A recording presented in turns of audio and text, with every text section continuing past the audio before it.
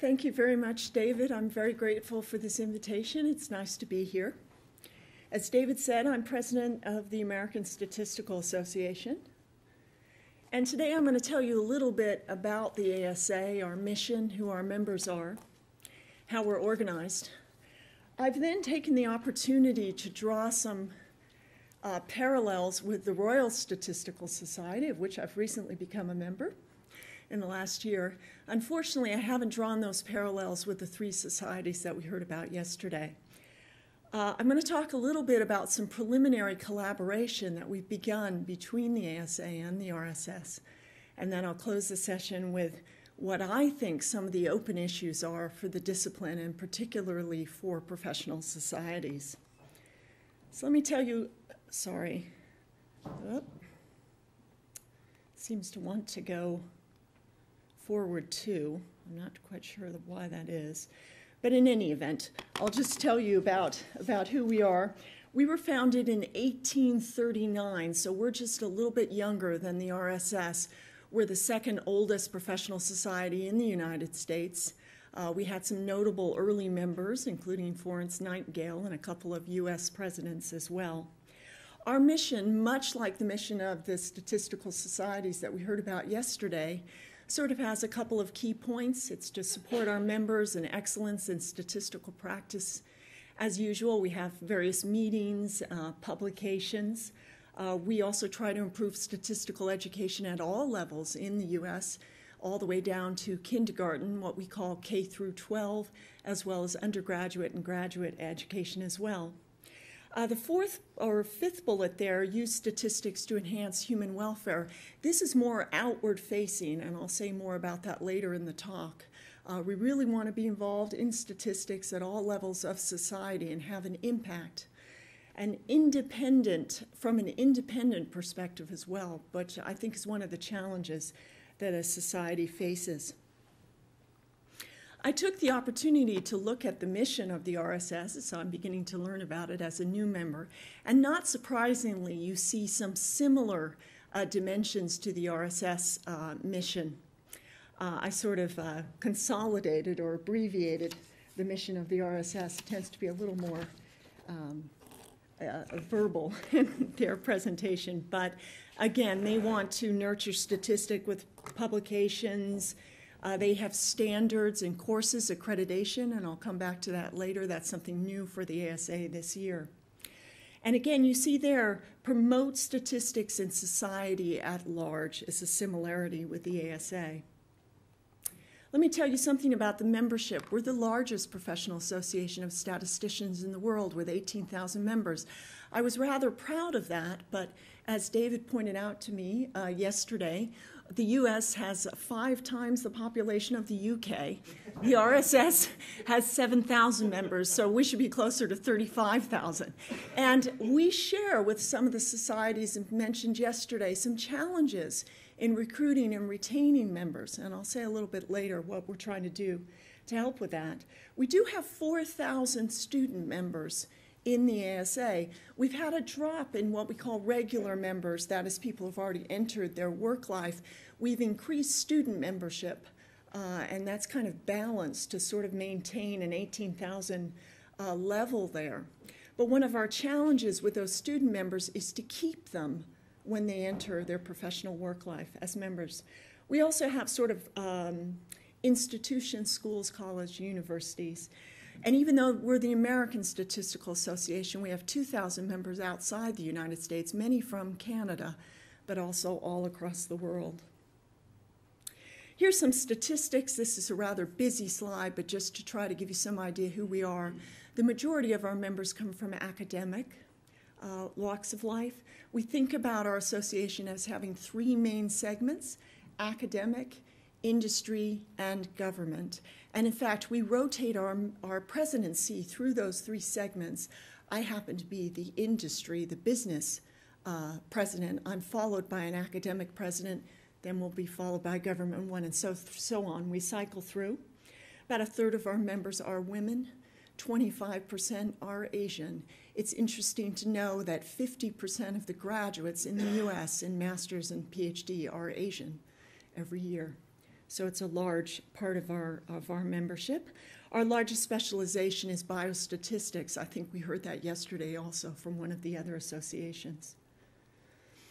So if you become a member, this is a little bit trying to promote membership here, you will enjoy meetings, for example, the joint statistical meetings. It's called the joint statistical meetings because it involves the American Statistical Association, the Statistical Society of Canada, the Institute of Mathematical Statistics, the IMS, and the International Biometric Society, two entities, the Eastern North American region, ENAR, and then WENAR, the Western North American region, so 5 societies.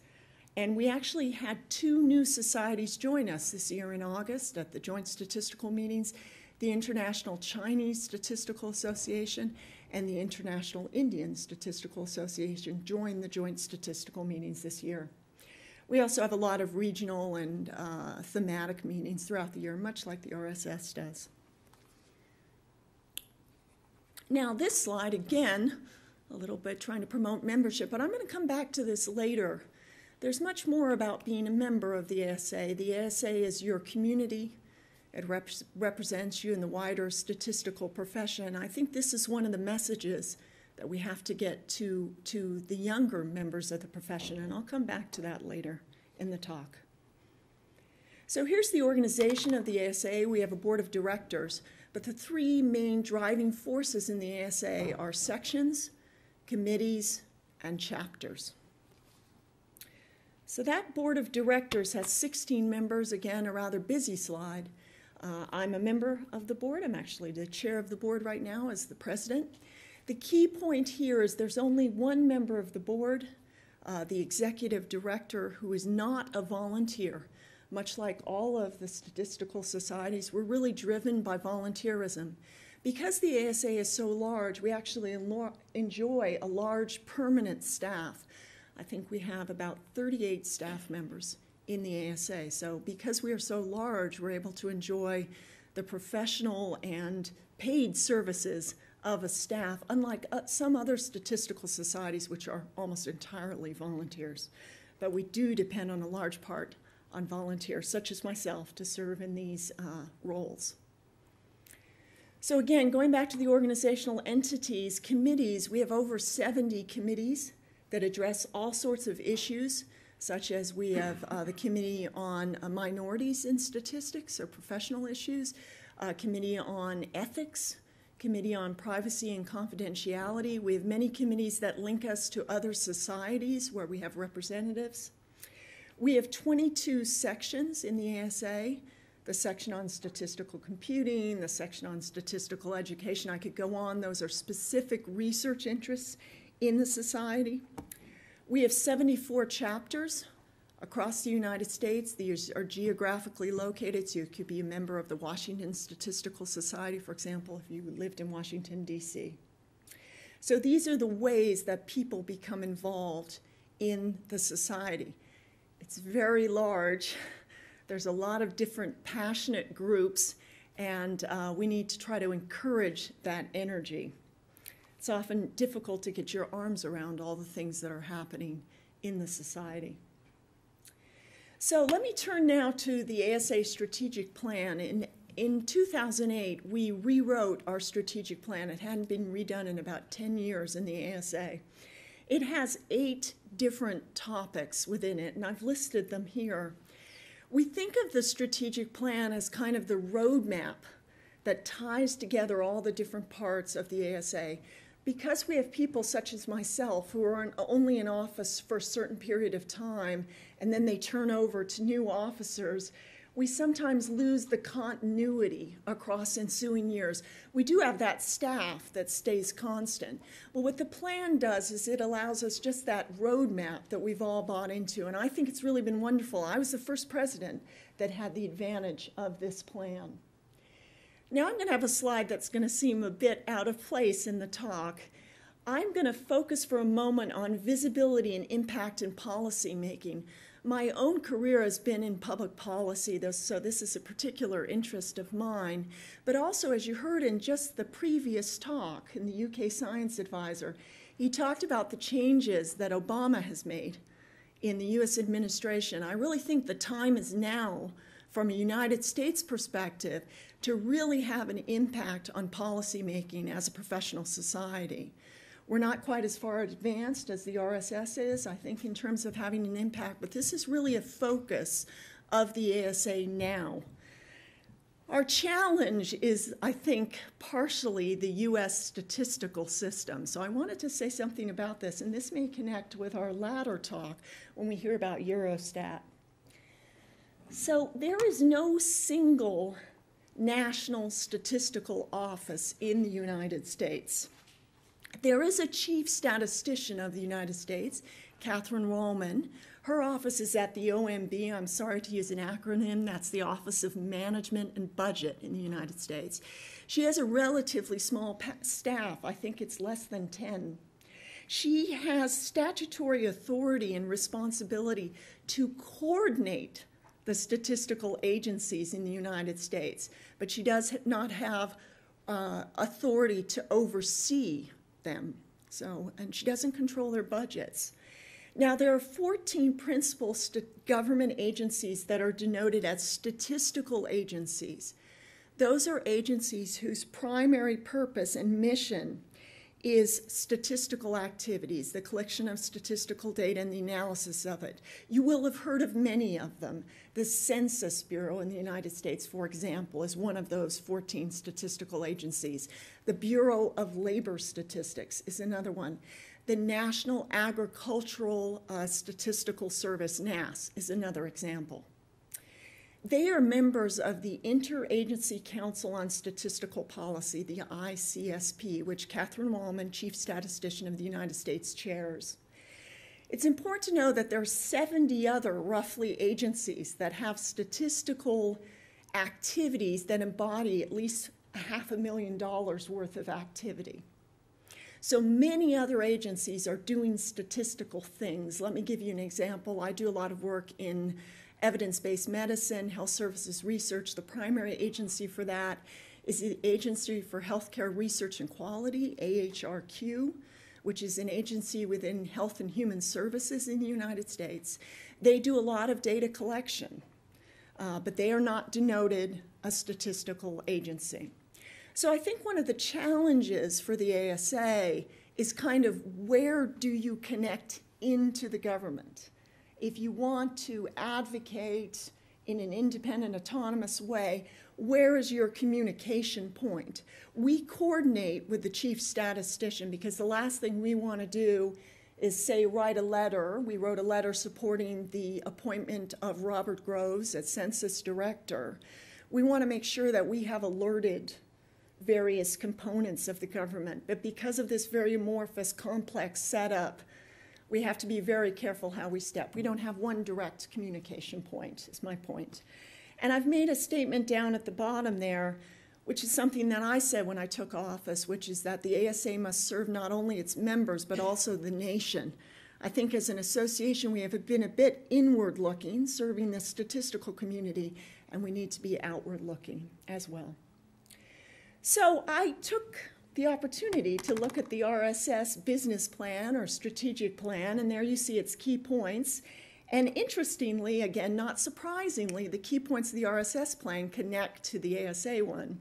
So for example, their first one, promotion of discipline via outreach and education, I think you can make a connection to 2 of the 8 planks in the ASA plan of public awareness and education.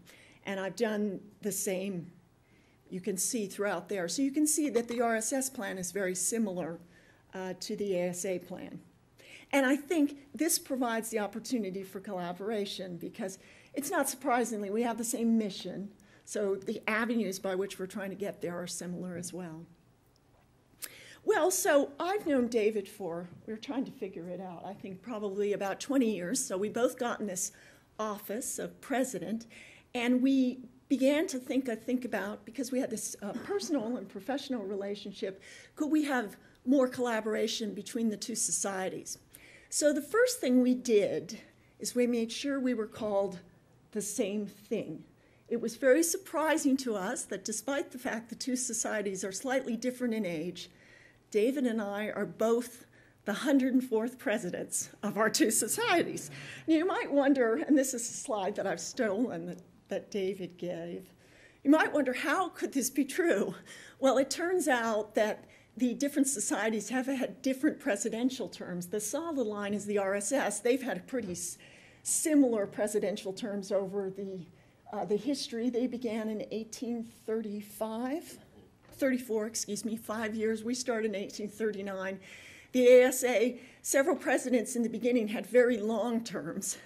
I'm almost at the end of my one-year term, and I can't see how someone could be in this for 15 years, but in any event.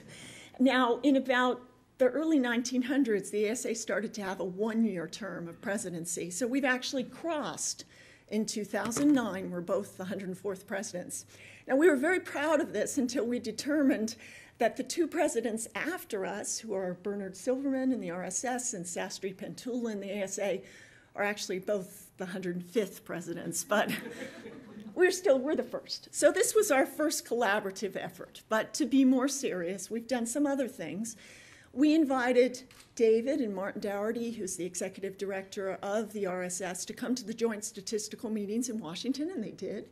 And they invited myself and my colleague, Ron Wasserstein, who's sitting down here, Ron Wasserstein, the executive director of the ASA, to come to this meeting. We very kindly came here. Now, imitation is the sincerest form of flattery. What Ron and I are really doing here is we're spying, because our 175th celebration, as you've heard, we're 5 years younger than the RSS. So it will be in Boston in 2014. Now, we've determined an immediate problem, I think, Ron. We don't have a castle in Boston. So we're not quite sure what we'll do, but we're trying to come up with something. So we're here spying on the festivities. The second thing that we've done more seriously is this year in August, just this past August, the ASA board approved a voluntary individual accreditation program for statisticians. And we were very fortunate that Martin was able to come to our board meeting and talk to us about the RSS accreditation program. Of course, we've been studying that for some time, as well as the Canadian system and the Australian one. This has been an incredibly contentious issue for the ASA. About 10 or 15 years ago, it came up before the board. It was voted down. There are many in the association that feel this is not the right thing to do for different reasons. However, we conducted a survey of our members, and I think close to 60% of the members said that they would like to avail themselves of accreditation if it was available. I'll say no more on that because my colleague Ron will be speaking about that tomorrow in a session on professional certification and accreditation and standards. But this is something that we're doing following, I think, in the RSS and others' footsteps. We heard yesterday that I think the Swedish Statistical Society is also considering accreditation. I think this is a major issue for the discipline. Other collaborative efforts. Interestingly, we heard yesterday that at the ISI meetings in South Africa this year, there was discussion of possibly an international federation of statistical societies. At the same time, in August, there was a meeting of what's called COPS, the Council of Presidents of Statistical Societies, which consisted of those 5 societies that I spoke about that are part of the joint statistical meetings. We widened that meeting to include the RSS, David came, as well as the International Chinese Statistical Association and the International Indian Statistical Association's presidents came. We were thinking about trying to expand that entity. So again, this is a different group, but it's a similar idea as that international federation, to expand to, could we as a group somehow improve the visibility of statistics through strength in numbers? Could we issue joint statements, policy, climate change, we heard about in the last session? Could we assist other statistical societies, particularly in developing countries? This is one of the focuses of the ISI in particular. There's an International Council for Science, which will accept members which are groups of scientific societies. Perhaps if we came together as scientific societies, we might join this council. I don't think these two attempts, expanding COPS or having this international federation, are at all at odds. I think somehow there will be some collaboration. I think we will move forward in some way of having some kind of international group of societies, and I personally think that's very exciting. Now, as you heard about in the two strategic plans, both societies, RSS and the ASA and others, are interested in increasing public awareness of the role of statistics and statisticians. So we've talked with the RSS about how we might collaborate on this particular strategic objective. The first thing is just to learn from each other, and we have a lot to learn from the RSS. We might issue joint statements. Perhaps we might collaborate on a joint publication, not a scientific type of journal, but more of a public journal that more of the general public could read and understand and start to get excited about statistics. So we're starting to talk about these kind of things.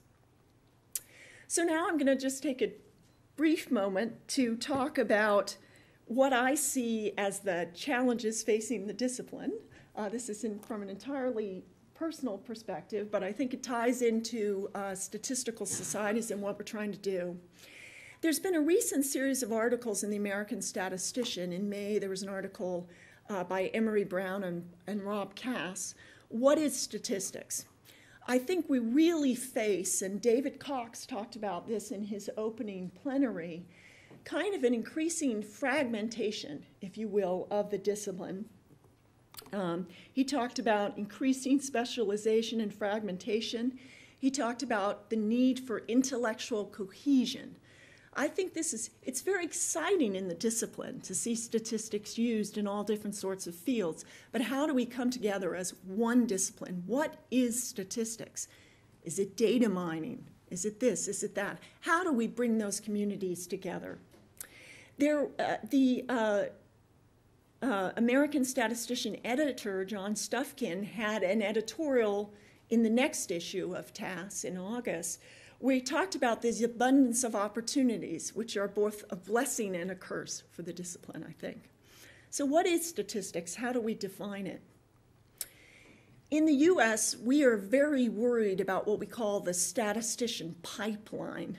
That is the supply of statisticians. The US government agencies are particularly concerned about this.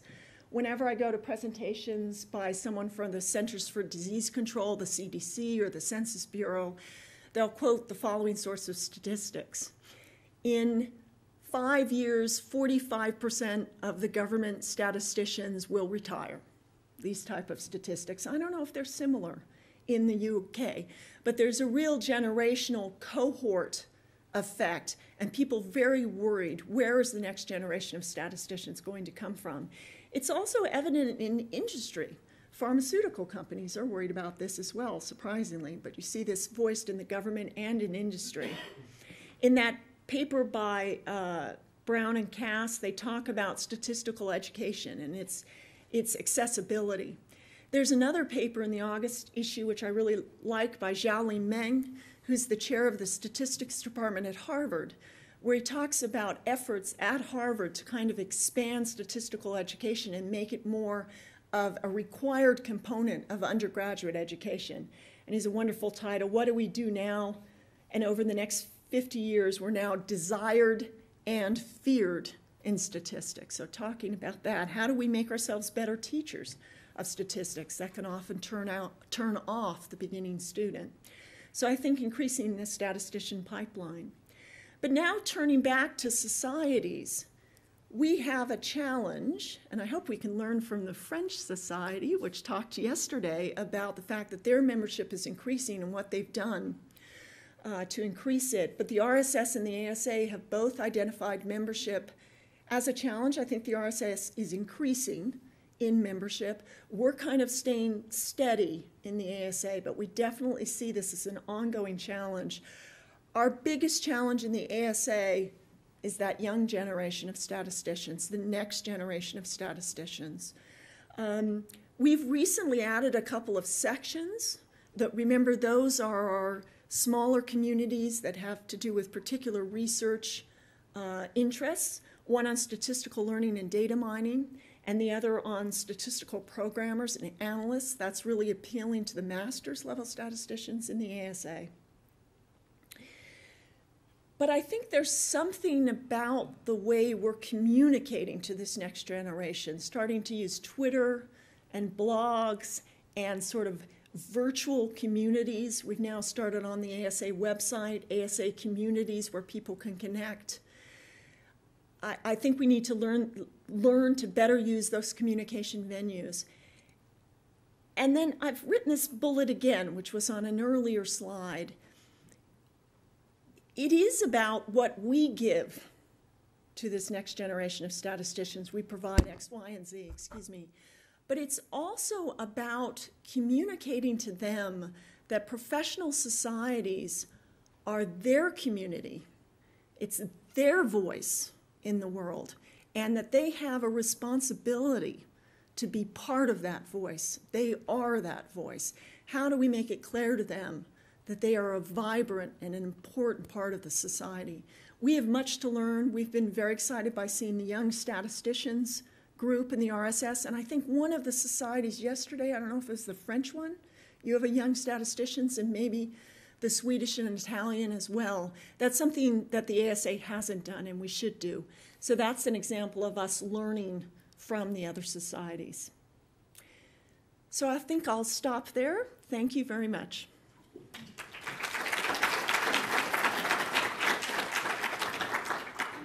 you very much indeed. Are there questions?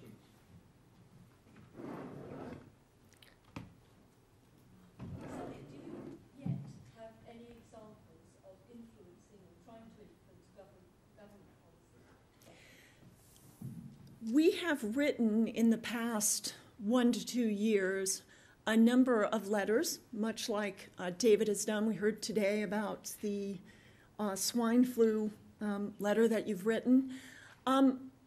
We did so with the Census Bureau. If you've been following the U.S. There have been a lot of issues with directors of the Census Bureau. The census in the U.S. takes place in 2010, so very shortly, in April 2010. There was delay in appointment of Robert Groves. That was thought to be because of the issues with the Supreme Court, the new Justice Sotomayor, and the Republicans were stamping down on all other appointments.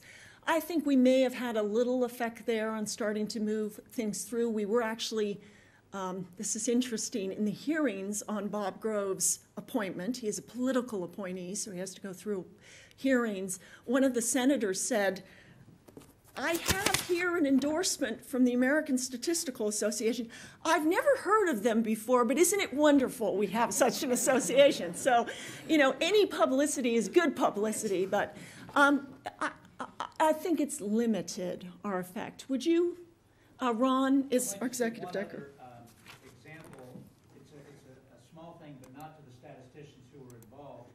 Make it very brief, there was an issue regarding the centralization of IT resources, which sounds very efficient and so on, but it was at a cost of putting at risk some serious matters with regards to the privacy and confidentiality of records.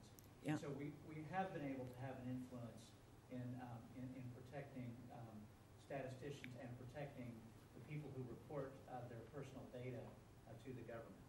Yeah, that's a good example. I will say, David asked a question yesterday, which was an issue of, has the society ever been at odds with members? We have many members in the government agencies, as does the RSS.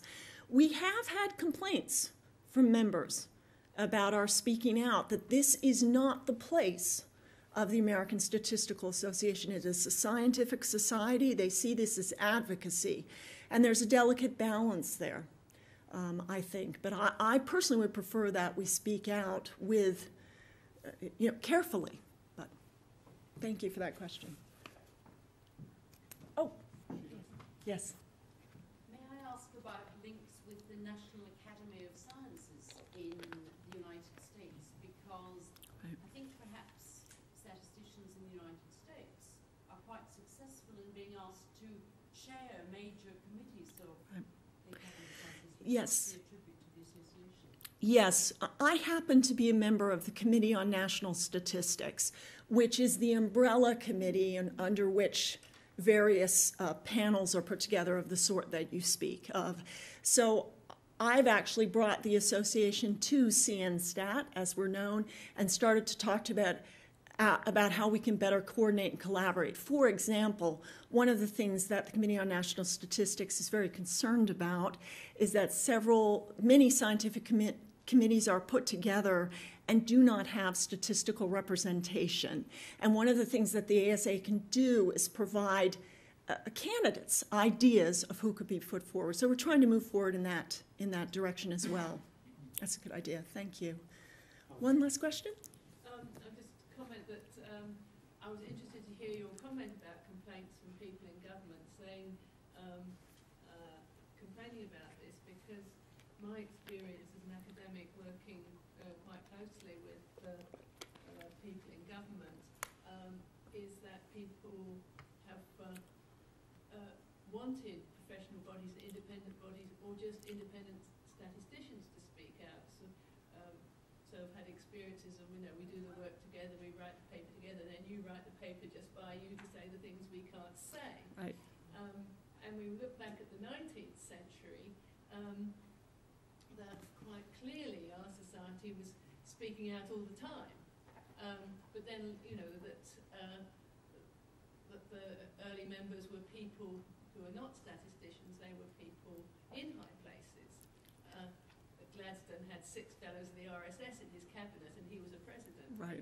And it seemed to me that, looking from the long view, that our move more into methodology in the 20th century was a move away from that, and the challenge for the 21st is to bring the two back together. So right. The spirit of the 19th and the methods of the 20th and 21st century. And it's disappointing if the membership who is more involved with methodological aspects of statistics shies away from the issues. I think there is quite a sort of, sometimes a sort of a gulf between those of us more concerned with applied issues and the sort of issues around government data collection, and people whose main focus is methodology. And clearly, it's important to bring the two together to complement each other. Right. And I wonder if that same sort of trend, it sounds like the same trend has been happening with you. I think it has. I should say we've had some complaints, but we also have people that say exactly as you. We can't speak given our position in the government, and we're pleased that the ASA is being a spokesperson for us. So we hear that.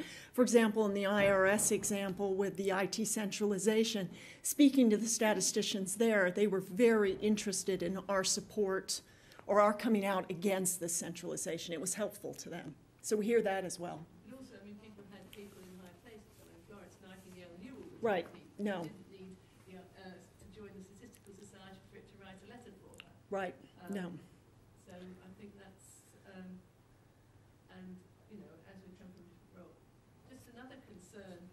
I'm concerned about the young statisticians who aren't here because of the shortage of jobs in statistics, and they aren't yet employed.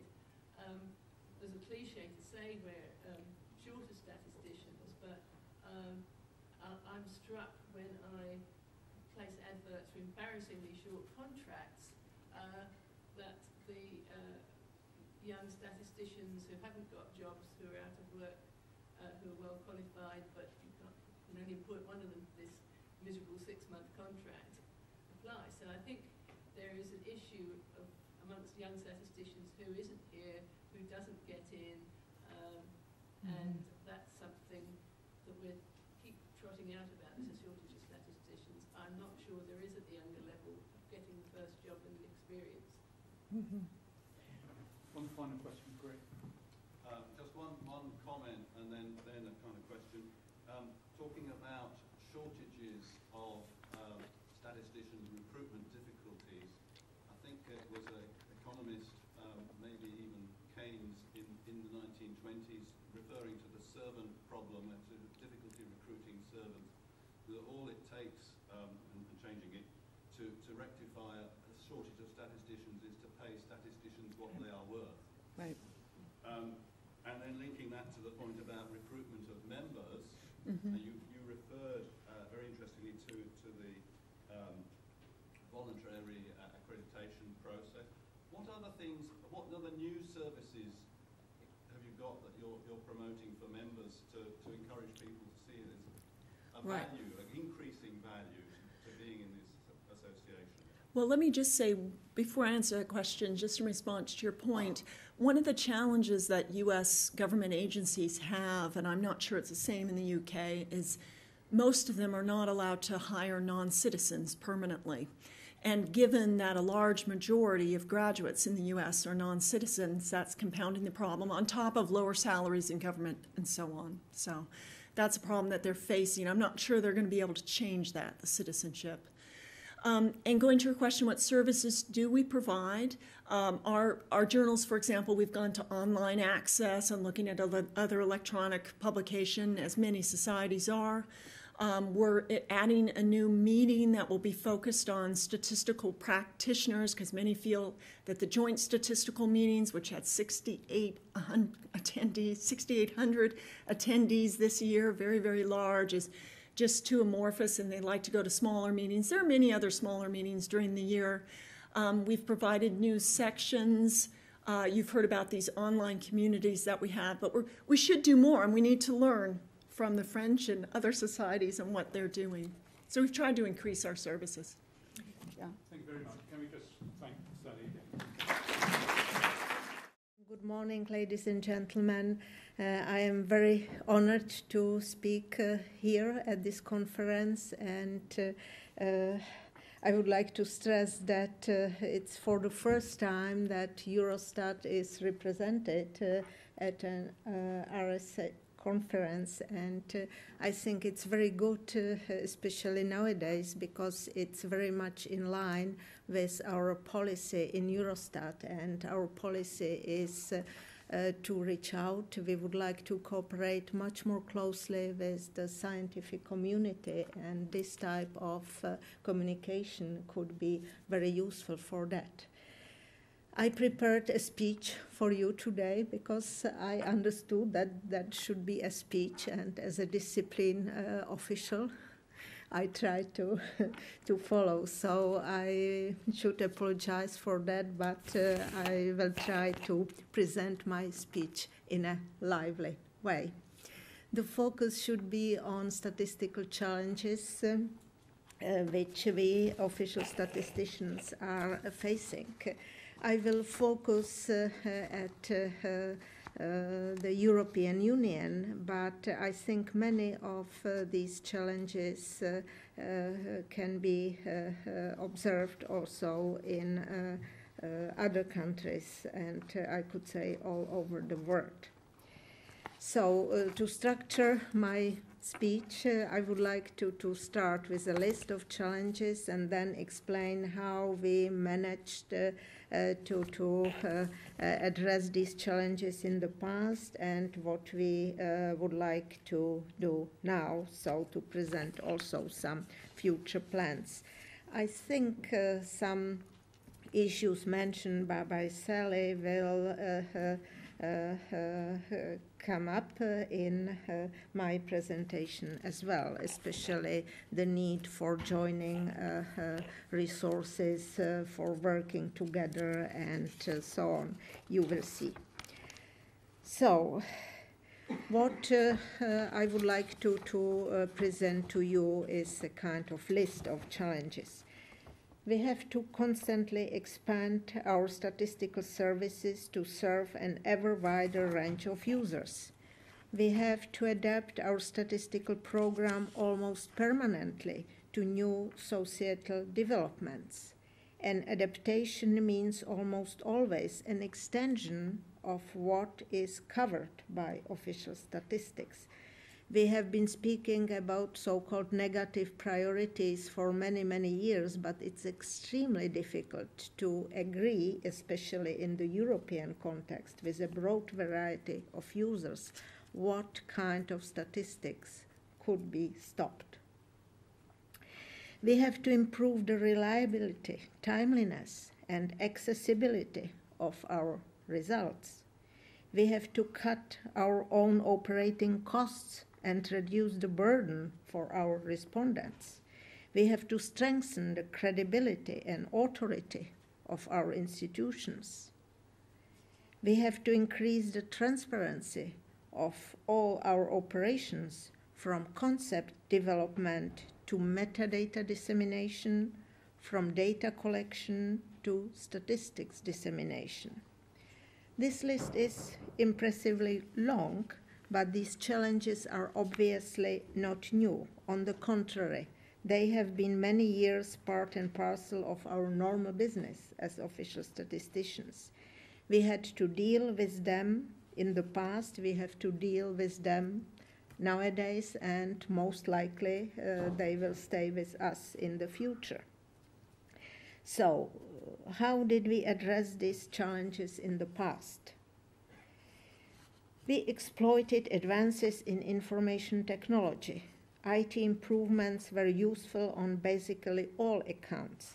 The most impressive IT-induced changes, however, materialized in terms of output volume, frequency, speed, and accessibility of our products. We exploited advances in statistical concepts and methods. Work on our methods has definitely increased our operational efficiency, and work on concepts our relevance. We profited from a considerable increase in the qualification of our staff. Although staff members of the European statistical system decreased considerably over the last decades, this was compensated to a large extent by much better educated and trained staff. We launched, I would say, quite impressive quality initiatives, looking not only at our statistical results, but also at our production processes, and we even implemented total quality management models, which was, I think, quite important achievement, especially in the public administration. We communicated more effectively with both the users and our basic data providers. Here I would like to say that we try to communicate with the scientific community, but the challenges here are still to make our communication more regular, more systematic, and this is what we really would like to do in the very near future. And my presence here is, I think, just a confirmation that this is meant seriously. We adapted our internal organizational structures. There is a tendency towards centralization of official statistics in most countries, and where there is no such centralization, there is at least a much stronger coordination. This has helped us to increase our efficiency. We strengthened our organizational structures at European level by moving from a loose network to an ever better structured system for the provision of high-quality statistical services for the European Union. This has helped us a lot in improving the comparability of our statistics through harmonization and in staying in tune with societal developments through an improved programming of our work. We laid a firm legal base in many domains, especially for European statistics. This has enhanced the worldwide comparability of our statistics because we shaped developments outside the EU, most notably at the UN level. And when we did not shape them, we at least paid attention to them. We were able to handle confidentiality much better without having to sacrifice detail or accuracy. This allowed us to provide files for scientific use and facilitated on-site research on microdata. methodological work was quite decisive for this, and the European context quite helpful. All in all, we can say that we were fairly successful in our efforts to meet challenges in the past. I simply do not know any statistical office that has not some good results to show, apart, of course, of some very special cases. And here I am thinking in particular of statistical offices in war-torn countries. In contrast, I would say that some offices achieved really very good results, and here I can share with you my own experience. For some time I was the president of the Czech Statistical Office, and in the period of transition, you know, after political changes in my country, we went through a substantial transformation of the statistical office as well. And here we were helped by our colleagues in the European Union, but not only. And I think this process of transformation was extremely successful because we could really learn from the experience of others. And what I would like to appreciate here is a willingness to share experience and provide advice. Coming back to my more general considerations, we have to be aware that we all have profited in our efforts from what I would call a zeitgeist phenomenon. Public attitudes towards official statistics are no doubt still quite mixed. Nevertheless, the numeracy of our societies has risen dramatically during the last decades. As we characterize our societies as information societies, official statistics could not but attract much more attention than in the past.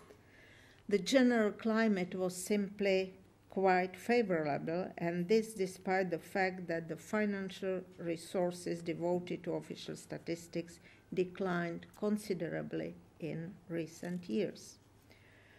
Obviously, we have been successful in mastering our challenges, but they have not gone away for good. On the contrary, they re-emerge all the time in one way or another and will have to be addressed again in the future. But still we can count, in my view, on a favorable environment. Where are we now? When looking at today's landscape of official statistics, I cannot but observe a considerable convergence among national statistical systems, not only in Europe, but also beyond. The very fact that we are struggling with the very same challenges has definitely contributed to this convergence. We still have the grand divide between survey-based and register-based national systems. However, the convergence within each family is quite high, and the differences between families are no longer so pronounced. Pragmatism prevails everywhere, and we are not only ready but even obliged to exploit all sorts of sources. In addition, many years of successful networking among national statistical offices and their staff, be it at the UN level, OECD level, or within the European Union, has helped a lot. When looking somewhat closer at our statistical system, we can observe more changes than just convergence. Statistical coordination among national statistical offices is on the rise at all levels. We have done a lot on harmonizing our statistics, and harmonizing means changes in methodology or classifications for almost everybody. Important changes were introduced in a concerted manner often worldwide. For example, the revision of the system of national accounts, various classifications of economic activities, products, and so on.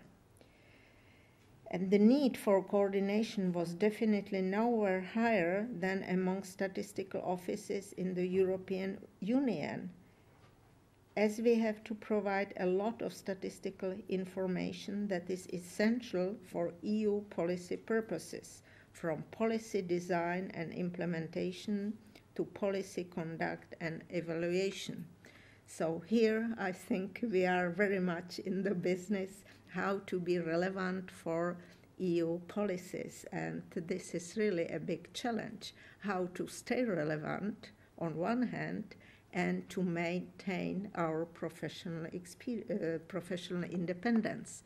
So I would like to say a couple of words on this issue later on. On the basis of the policy framework provided by the Single European Act, especially the 1986 treaty revision, EU statisticians have established in the late 80s and throughout the 90s effective processes for legislating and programming in European statistics. Ever since then, we have... They said there would be an alarm, but it's just a test. Presumably if we wait, it will stop.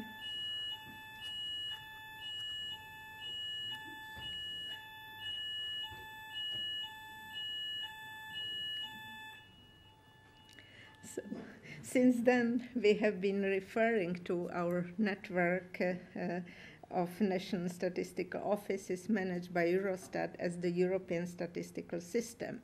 Nevertheless, we are still far from operating a centralized statistical system in the European Union. We can speak more about a well-coordinated system. However, we would like to strengthen the system, and also I would like to tell you why we are doing that. As you know, all European activities have to be in compliance with the subsidiarity principle, and this is to a big extent, I would say, a limiting factor for working efficiently together. It is because European statistics cannot but be compiled for a foreseeable future on the basis of statistical information provided by national statistical offices. EuroStat does not collect any data. EuroStat compiles European statistics on the basis of national statistics or national contributions. However, the high degree of convergence and coordination among national statistical offices reached so far has encouraged us to try doing more in the years to come.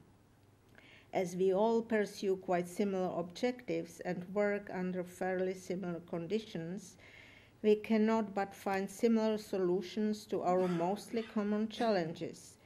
We are sure to be able to act much more effectively together than was the case in the past. We want to move from sufficient coordination to effective cooperation in many aspects of our work. For this, our policy framework developed in the 80s and 90s was widely believed as being neither sufficient nor adequate. Official statisticians are managing an encompassing information infrastructure that serves all sorts of purposes, not just EU policy purposes, but also many national, regional, or local purposes. This vast infrastructure could obviously not be brought under the umbrella of the EU for a host of reasons. Therefore, we had to develop over the last couple of years a true European statistics governance system that allows for diversity and uniformity, leadership and partnership, responsibility and solidarity. It started with the development of the European Statistics Code of Practice, which we, national statistical offices and EuroStat together, elaborated in the course of 2004 and adopted unanimously in 2005.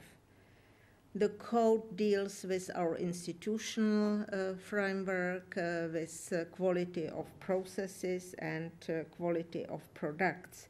It is meant to strengthen our professional independence, integrity, and accountability. The code is a self-regulatory instrument. However, the importance of this tool is enormous, also in order to enhance mutual trust within the European statistical system. The code is based on 15 principles, which are further elaborated into indicators, and this makes it easier for us to closely monitor our compliance with the code. And what is also important for our credibility, that we monitor our compliance and we are transparent about that, publish reports, and this will be even enhanced by the establishment of a special body called European Statistical Governance Advisory Board. The major task of this body is to report on EuroStat's compliance with the code on one hand and compliance of the European statistical system as a whole on the other hand. There will be regular reports. This November, the first report will be published, and these reports are addressed to the European Parliament and to the European Council. So you see the ambition is quite high.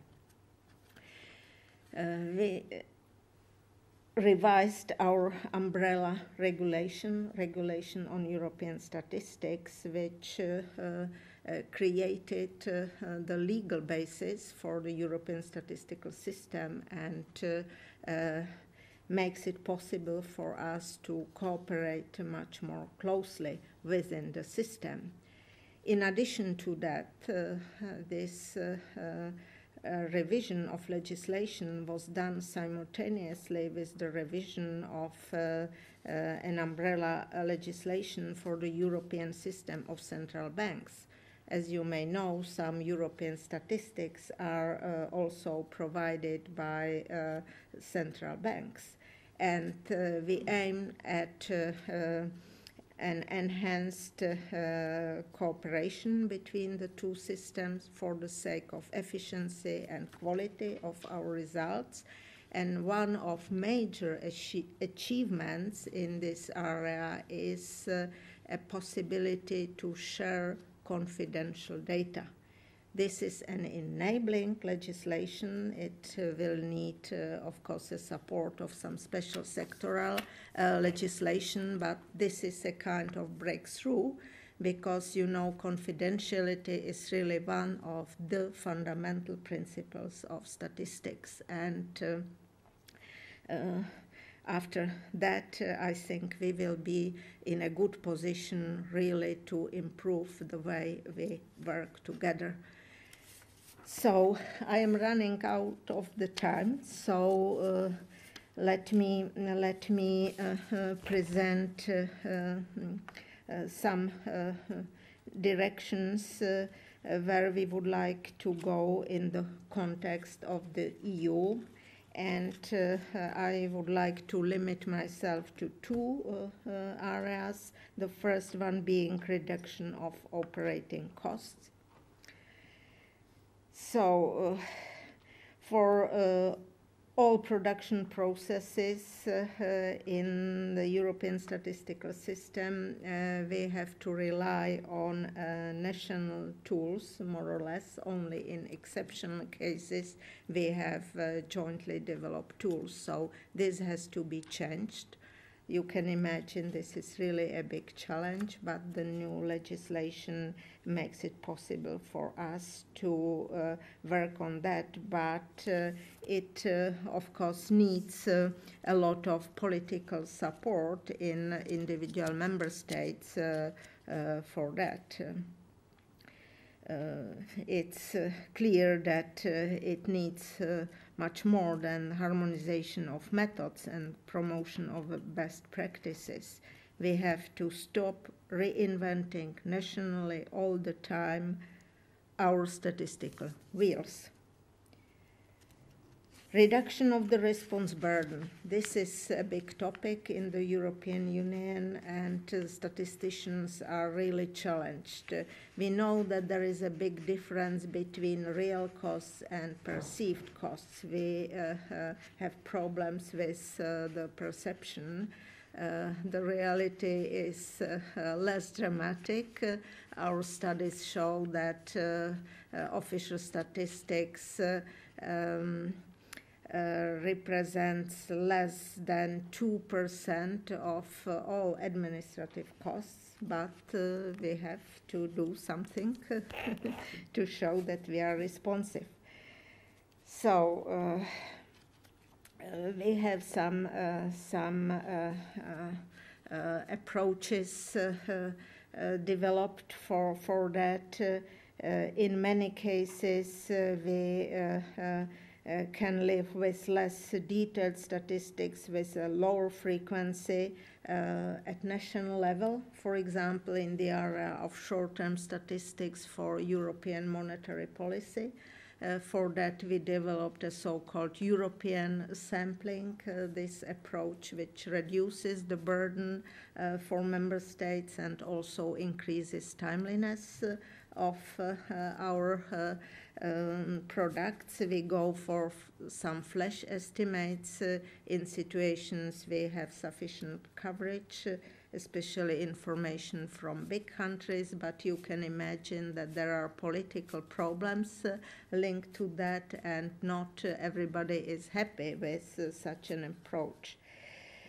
Another way forward is relying on so-called single flow instead of having two flows of information.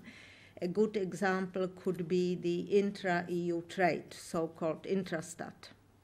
So this is quite revolutionary, but without such approaches, it's impossible to reduce the burden. So it should be a decision of our political masters what we should do. We are ready to develop methods and approaches, but they need to be politically supported, and this is not always easy. I wanted to speak about quality initiatives, about expansion of our statistical services to a wider range of users, but there is no time left. Maybe very briefly on conceptual integration, because this is also an important challenge. So far, we have been operating in various statistical domains, and as the variety of EU policies has been expanded, we have been just adding new and new things. So now we pay a price for that, I would say, quick expansion. We need to integrate our concepts much more to provide more consistent information. I think employment, unemployment, labor statistics are good examples where we need to improve our conceptual approaches substantially. Satellite accounting is something very promising for us, and this is definitely the way we are going now. So when looking ahead, I think I can be quite optimistic because we have now an appropriate legal framework, we have an appropriate governance structure, and it will depend mainly on our courage to make full use of these preconditions, and I hope that in member states under the pressure for resources, we will have more motivations to develop more European approaches for the future. So thank you very much for your attention.